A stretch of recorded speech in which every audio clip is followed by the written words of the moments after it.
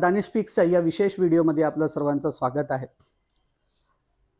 महाराष्ट्र एक असा प्रदेश आहे ज्याच्यामध्ये वेगवेगळ्या समाजाचे लोक राहतात. त्यांचं वागणं, त्यांचं राहणं त्याला महाराष्ट्र बनवते. महाराष्ट्राचा अर्थच आहे महान राष्ट्र. त्याच्यामध्ये वेगवेगळ्या समाजाचे लोक गोविंदाने नांदतात, राहतात. पण मागच्या काही काळात, मागच्या काही दिवसात परभणी जिल्ह्यामध्ये एक अशी घटना घडली ज्याच्याने महाराष्ट्राचं जे सार्वभौमता आहे, महाराष्ट्राची जे अखंडता आहे, ते कुठंतरी तळा जाण्याचा त्याचा प्रयत्न झाला. त्या विषयावर चर्चा करण्यासाठी माझ्यासोबत राहुल प्रधान आहेत. एक असं नाव जे महाराष्ट्रामध्ये खूप लौकिक आहे, महाराष्ट्राची जनता त्याला ओळखतात. आंबेडकरी चळवळीचं एक मोठं नाव आहे, जे प्रखरपणे बोलतात, कोणाला घाबरत नाही, कोणाला भीत नाही, आपलं मत एकदम 100% प्रखरपणे मांडतात. दादा, खूप खूप धन्यवाद वेळ दिल्याबद्दल. थँक्यू. दादा, काय झालं परभणीमध्ये की अख्ख्या महाराष्ट्राचं लक्ष आता परभणीकडे आहे? परभणीमध्ये जे झालेलं आहे ते एक फार शांत डोक्यानं घडून आणलेलं हे पूर्ण कट आहे. 10 डिसेंबरला सोपान पवार या व्यक्तीनं बाबासाहेबांच्या पुतळ्यापाशी असलेलं एक जे प्रिॲम्बल होतं, त्या प्रिॲम्बलची विटंबना केली, तोडफोड केली. आणि त्याच्यानंतर आपण बघतो की तिथं असणाऱ्या काही कार्यकर्त्यांनी त्याला पकडलं आणि पोलिसाच्या स्वाधीन केलं. पोलिसांच्या स्वाधीन केल्याच्या नंतर कार्यकर्त्यांचं हे म्हणणं होतं की या पाठीमागचं सूत्रधार कोण आहे आणि घटना कशामुळे घडली. पण पोलिसांनी तसं न करता पोलिसांनी त्याला लगेच अर्ध्या तासामध्ये 1 तासामध्ये तो पागल आहे, तो मेंटली डिस्टर्ब आहे, मनोरुग्ण आहे असं स्टेटमेंट केलं. त्याच्यामुळं आंबेडकरी समाजामध्ये शाहू फुले आंबेडकरी यांना मानणाऱ्या कार्यकर्त्यांमध्ये एक राग व्यक्त झाला. आणि मग आपण बघतो की 11 तारखेला एक बंदचं आव्हान केलं गेलं. बंदच्या आव्हानामध्ये त्या ठिकाणी परभणीचे जे हे सगळं ग्राउंडला जे बघत होते, जे हँडल करत होते, विजय वाकोडे हे तिथले स्थानिक नेते, त्यांच्या नेतृत्वामध्ये बंद झाला, शांततेत बंद झाला. जिल्हाधिकाऱ्यांना भेटून डेलिगेशन दिलं गेलं, ह्या पाठीमागचा सूत्रधार कोण आहे, या पाठीमागचा मास्टरमाइंड कोण आहे. आणि बंद शांततेत होतो आणि ते परत घरी जातात. ते पोलिसांना, प्रशासनाला त्या ठिकाणी सांगतात की बाबा ह्या ठिकाणी काही लोक आलेली आहेत, त्यांनी ज्यांच्या तोंडाला रुमालं बांधलेली आहेत, ती लोक कोण आहेत, ही लोक आमच्यासोबतची नाही, यांना आयडेंटिफाय करा, यांना डिटेन करा तुम्ही. आणि असं म्हणून ते निघून जातात. आणि त्याच्यानंतर आपण बघतो की ही सगळी घटना घडते. परभणीमध्ये तोडफोड होतो, परभणीमध्ये जाळपोळ होते. आता मुद्दा तुमचा जो प्रश्न आहे की हे का होते, तर 10 डिसेंबरला परभणीमध्ये एक मोर्चा होतो हिंदू सकल समाजाचा. आणि हिंदू सकल समाजाच्या मोर्चामध्ये या संविधानाच्या विरोधामध्ये घोषणा दिल्या जातात, या देशातील मुस्लिमांविरोधामध्ये त्या ठिकाणी प्रक्षोभक भाषणं केली जातात, या देशातील मायनॉरिटींच्या विरोधामध्ये भाषणं केली जातात. हिंदू राष्ट्र बनवायचं आहे, हिंदू राष्ट्र बनवण्यासाठी आपल्याला काय करायचं आहे काय नाही, अत्यंत प्रक्षोभक भाषणं त्या ठिकाणी त्या मंचून झालेली आहेत, घोषणाबाजी झालेली आहेत. ही सगळी त्याच्या मागची एक कॉन्स्पिरसी आहे असं एक मी मानतो. त्या ठिकाणी तोडफोड झाली 11 तारखेला, तिथलं वातावरण थोडंसं बिघडलं. त्याच्यानंतर असं काय झालं की पोलीस प्रशासन इतकं तत्परतेने कामाला लागलं आणि समाजाच्या वेगवेगळ्या घटकाला, वेगवेगळ्या लोकांना धरपकड सुरुवात केली. एकदम पोलीस प्रशासन ऑन द स्पॉट एकदम ऍक्टिव्ह कसं झालं? नाही, पोलीस प्रशासन ॲक्टिव्ह जे झालं, पोलीस प्रशासन जसं की 10 तारखेला घटना झाली, 10 तारखेच्या नंतर 11 तारखेला बंद होता. 10 आणि 11 ह्या दरम्यानमध्ये जो वेळ होता पोलिसांकडं, पोलिसांची जी इंटेलिजन्स आहे ती पूर्णपणे त्या इंटेलिजन्सचं फेल्युअर आहे. त्याच्यामध्ये कोलॅप्स झालं. नाही, फेल्युअर आहे. त्यांना म्हणजे बाबासाहेब आंबेडकरांच्या पुतळ्यापाशी कोणीतरी येऊन दगडफेक करतो, प्रिॲम्बलची नासधूस करतो. आपण बघितलं पाहिजे की त्या पुतळ्याला जो गार्ड होता, संरक्षक गार्ड, त्या गार्डचं निधन झाल्याच्या नंतर त्या ठिकाणी ती जागा रिक्त होती, ती जागा भरली नाही. ती जागा शासनानं का भरली नाही ह्याच्याकडे शासनाकडे उत्तर नाही. पोलीस प्रशासनानं जी काही बघ्याची भूमिका घेतली आणि नंतर जे काही कॉम्बिंग ऑपरेशन केलं, ह्याच्यातून हे निष्पन्न होते की पोलिसांना हे घडवून आणायचं होतं. पोलिसांना तसा टास्क दिला होता की ही घटना घडू दिली पाहिजे, ही घटना झाली पाहिजे, नासधूस झाली पाहिजे. त्याच्यानंतर आंबेडकरी समाजाचा आक्रोश झाला पाहिजे. त्याच्यामध्ये काही लोक इन्व्हॉल्व होऊन या आंदोलनाला गालबोट लावलं पाहिजे आणि त्याच्यानंतर पोलिसांना पुढील कोम्बिंग ऑपरेशनची कारवाई करता आली पाहिजे. ही तुम्ही असं स्टेप बाय स्टेप ही पूर्णपणे अत्यंत शांत डोक्यानं घडून आणलेलं हे प्रकरण आहे, परभणी प्रकरण. क्रोनॉलॉजी जसा ही पूर्ण एक सिस्टमॅटिक घडून आणलेली क्रोनॉलॉजी आहे. म्हणजे आपण जसं आता आपण इंटरव्ह्यू तर करत आहोत, जसं तुमच्याकडे काही प्रश्न आहेत, तुम्ही ठरवून आणलेले काही प्रश्न राहतात, तुम्ही त्या प्रश्नाच्या तुमच्या ठरवून जे डोक्यामध्ये आहे त्या पद्धतीने तुम्ही प्रश्न विचार. तसं एखादीही कुठलीही घटना ही अचानकपणे घडत नसती, तिच्या पाठीमागे एक डोकं असते आणि ते डोकं शांतपणे ते सगळं ठरवून करत असते. आणि त्याच्यामुळे परभणी प्रकरणामध्ये हे सगळं जे घडलं, हे डोकं जे होतं ते हिंदू सकल समाजाच्या मोर्चामध्ये ते डोकं होतं. त्या डोक्यानं तो मोर्चाही घडून आणला, त्या मोर्चाच्या नंतर ही सगळी दंगल घडून आणलेली आहे. आणि ह्याच्यामध्ये पोलिसांना व्यवस्थित त्यांनी हाताशी धरून केलेलं आहे सगळं. तुम्ही कोम्बिंग ऑपरेशन सांगताय, एक सामान्य माणूस जे राहतोय, सामान्य व्यक्ती आहे, ज्याच्या राजकारणाशी कोणत्याही गोष्टी संबंध नाही, हे कोम्बिंग ऑपरेशन शब्द काय आहे, त्याचा अर्थ काय निघणार आहे? नाही, आता मला 8-10 दिवस झालं मी परभणीमध्ये आहे. मला असा प्रश्न कोणीच विचारला नाही. अत्यंत महत्त्वाचा प्रश्न आहे.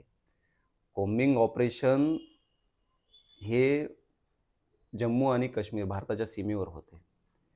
ज्या वेळेला जम्मू आणि काश्मीरच्या गावामध्ये, एखाद्या वस्तीमध्ये, एखाद्या नगरामध्ये कुठला दहशतवादी, आतंकवादी लपलेला आहे, अशी जेव्हा तिथल्या इंटेलिजन्स जे आहेत, मिलिटरी जे आहे, तिथलं जे सैन्य दल आहे, त्यांना जेव्हा ही माहिती मिळते, तेव्हा त्या गावामध्ये सर्च करण्यासाठी कोम्बिंग केल्या जाते.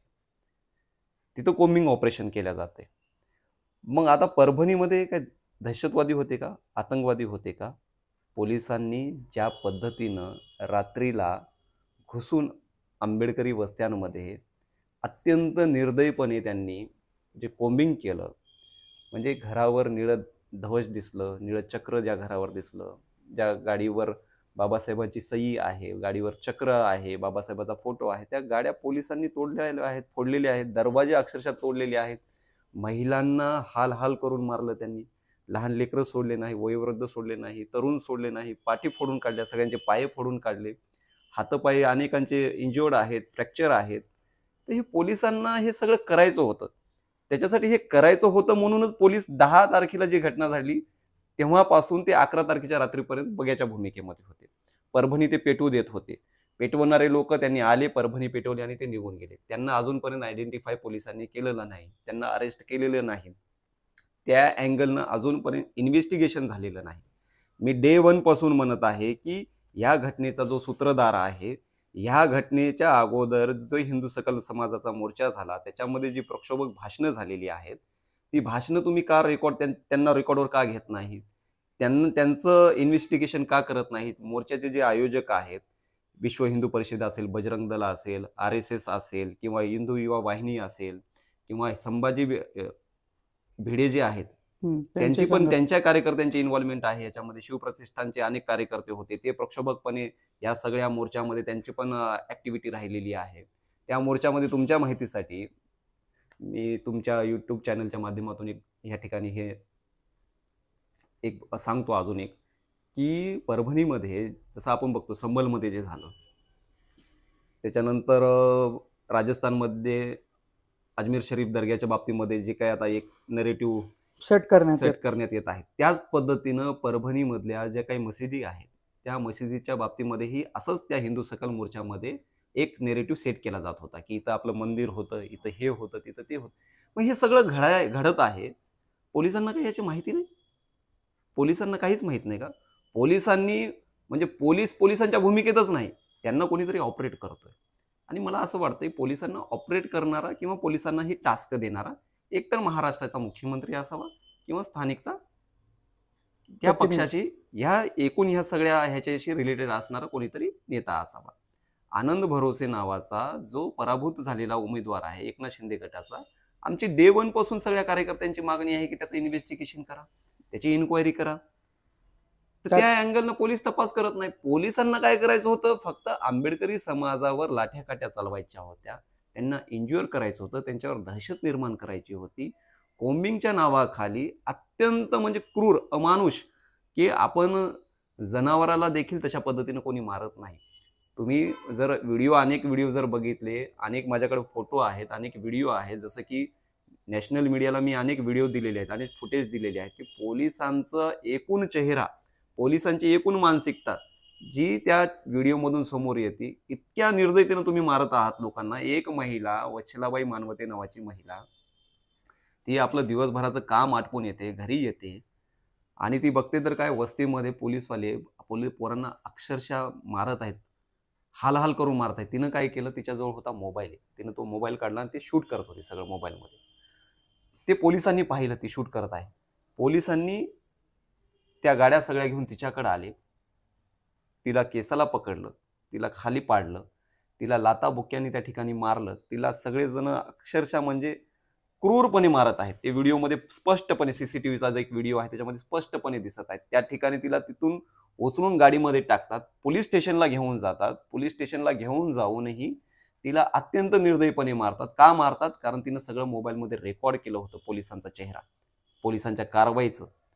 तिला म्हणत होते की पासवर्ड दे, ती पासवर्ड द्यायला तयार नव्हती आणि पासवर्ड देत नसल्यामुळे तिला जमिनीवर झोपून मांड्यावर तिच्या दोन्हीही बाजूने पोलीसवाले उभे राहतात आणि तिला पट्ट्यानं मारतात, दंड्यानं मारतात, हाल करून तिला मारलं.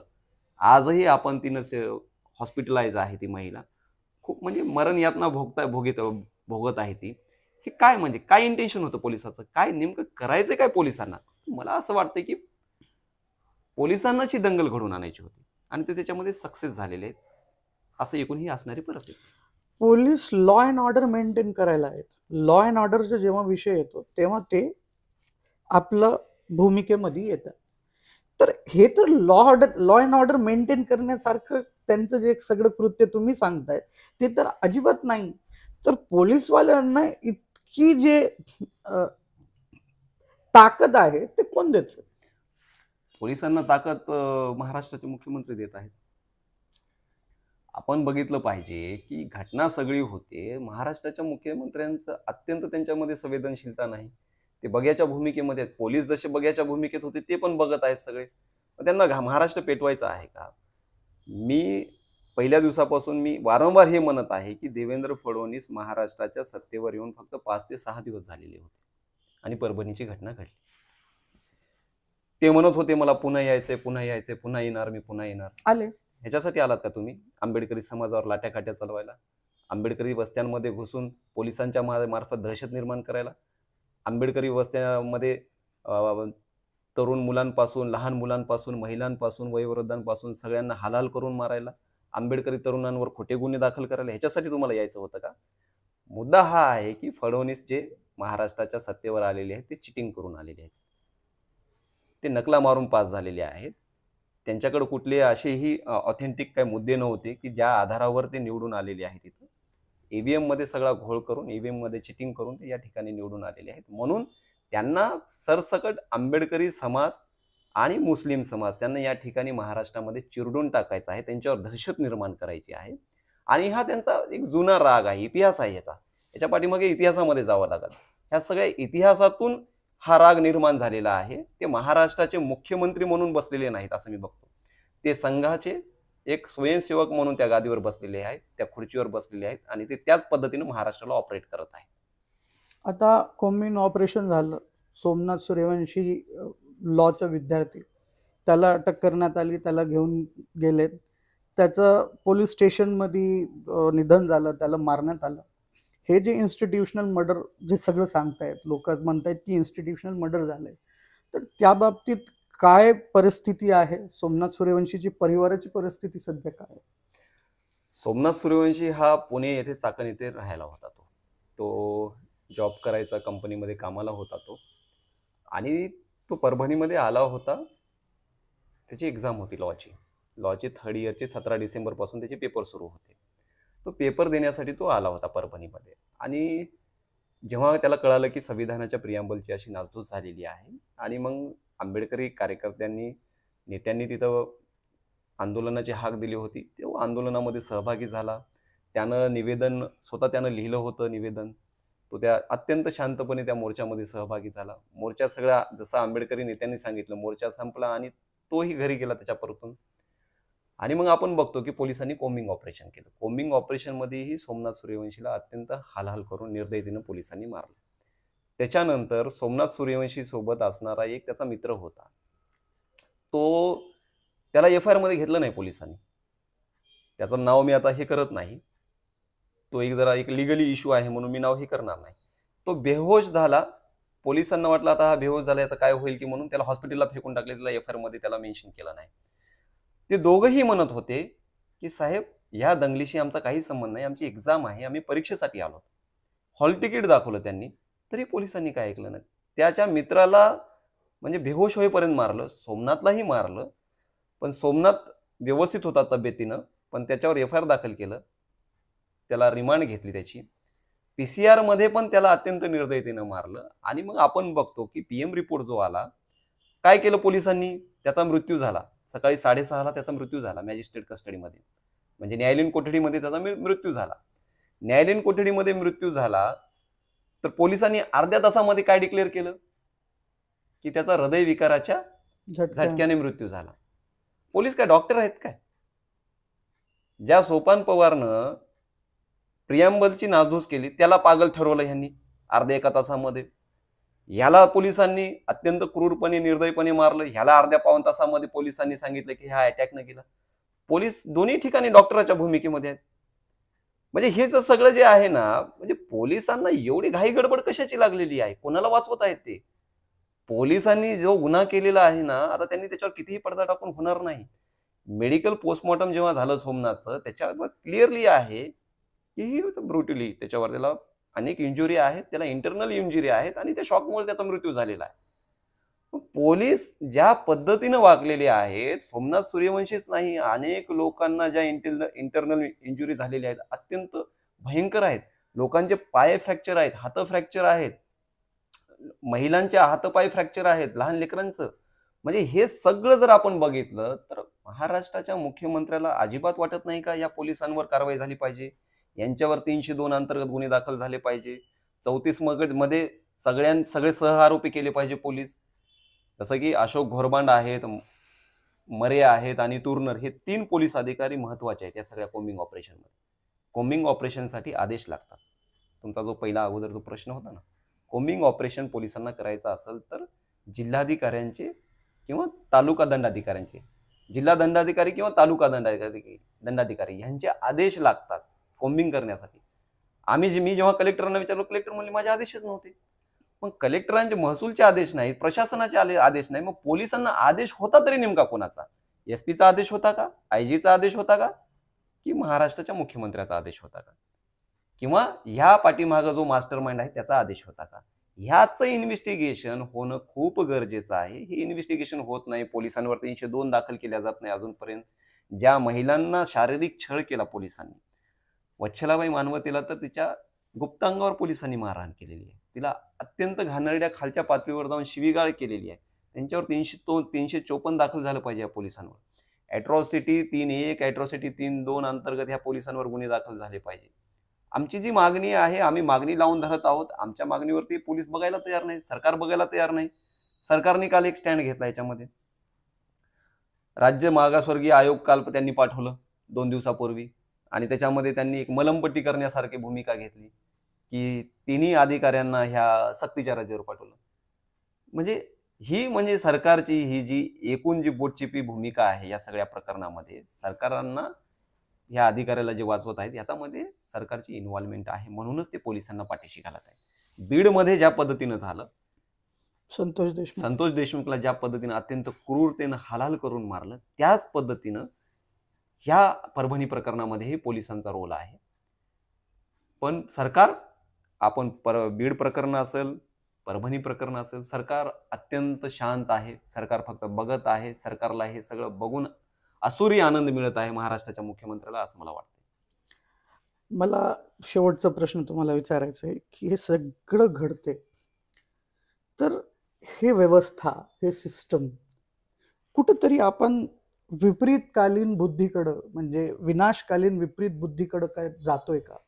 हे सगळं जेव्हा महाराष्ट्रामध्ये घडतंय, संतोष देशमुखचं मर्डर होते तिथं, परभणीमध्ये दंगल घडतात, हे सगळं प्रकरण होते, तर महाराष्ट्र आणि महाराष्ट्राची संस्कृती कुठं जाते? काय परिस्थिती आहे? प्रश्न चांगला आहे, पण प्रश्न अर्धवट आहे. मी असं समजतो की महाराष्ट्रापुरतं मर्यादित नाही. हे पूर्ण देशामध्ये घडते. संभलमध्ये काय घडत आहे, राजस्थानमध्ये काय घडत आहे, त्याच्यानंतर उत्तर प्रदेशमध्ये काय घडत आहे, मध्य प्रदेशमध्ये काय घडत आहे. जिथं जिथं फुल मेजॉरिटी बीजेपीला आहे, आपण बघतो की प्रत्येक त्या स्टेटमध्ये अत्यंत मानवी अधिकाराचं उल्लंघन होत आहे. आपण प्रत्येक स्टेटमध्ये जर बघितलं तर हे का होत आहे, तर त्यांना डायव्हर्ट करायचं आहे पूर्णपणे. देशालाच अस्थिर करायचं आहे त्यांना. देश हा असं अशांत करायचा आहे. आणि ह्याच्या मागचं काय कारण आहे हे सगळं इतिहासामध्ये जाऊन बघावं लागेल आपल्याला.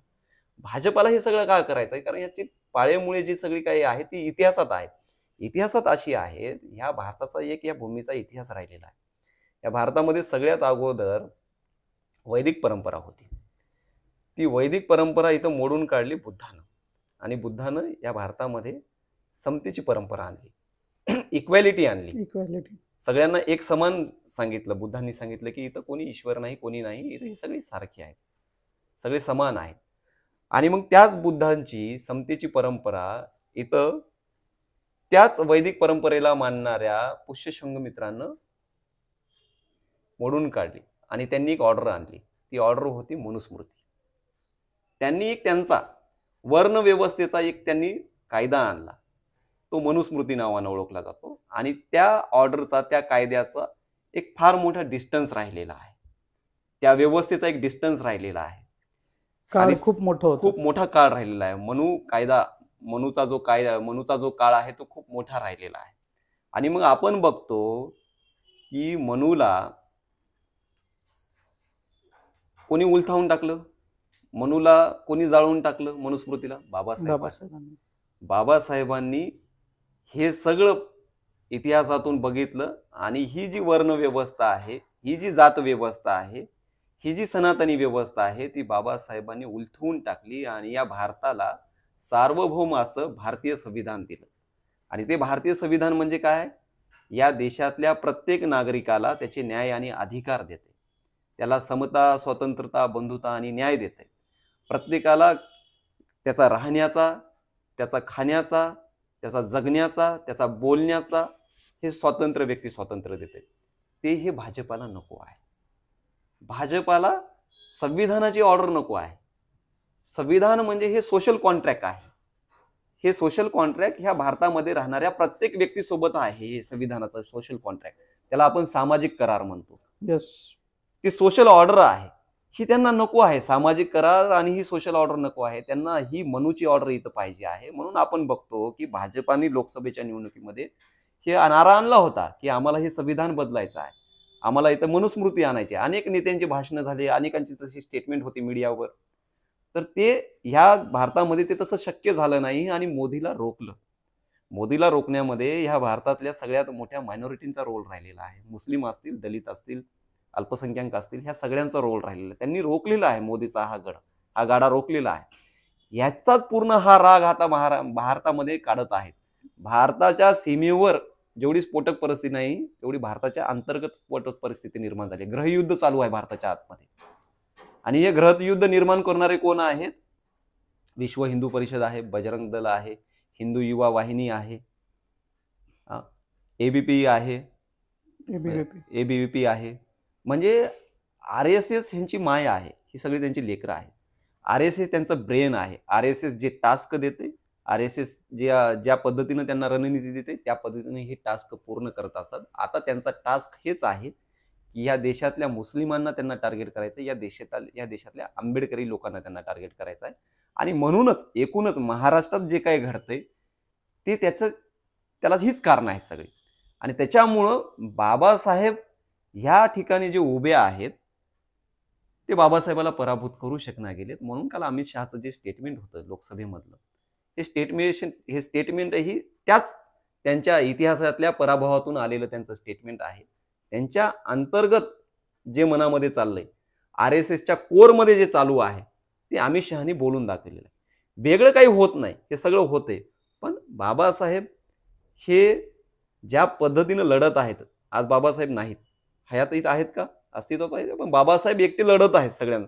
आज आपण बघतो की गांधीवाद्यांपासून समाजवाद्यांपासून सगळ्यांनी आज बाबासाहेब हातात घेतलेला आहे. या देशातल्या मार्क्सवाद्यांपासून सगळ्यांनी. त्यांनी मार्क्स हातात घेतला नाही, त्यांनी गांधी हातात घेतला नाही, त्यांनी नेहरू घेतला नाही, त्यांनी कोणालाच हातात घेतला नाही. ते आज सगळे बाबासाहेब घेऊन लढत आहेत. कारण त्यांना माहिती आहे बाबासाहेबच ह्यांना दोन हात करू शकतात. त्याच्यामुळे बाबासाहेब खूप या देशामधल्या ह्या सगळ्या भारताला अखंड ठेवण्यामध्ये इम्पॉर्टंट बाबासाहेबाचा आज रोल आहे. आणि तो रोल म्हणजे भारताचं संविधान आहे असं मी समजतो. शेवटचा प्रश्न, सगळी ताकद संविधान बाबासाहेबमध्ये आहे. पुढे जाऊन या देशाचं भविष्य संविधानवर डिपेंड आहे. जे बीजेपीचं आयडियोलॉजी आहे त्याला ताकद देण्या एवढी ताकद सगळ्या आंबेडकरी समाजामध्ये, दलित समाजामध्ये, अल्पसंख्याकांमध्ये आहे का? नक्कीच आहे.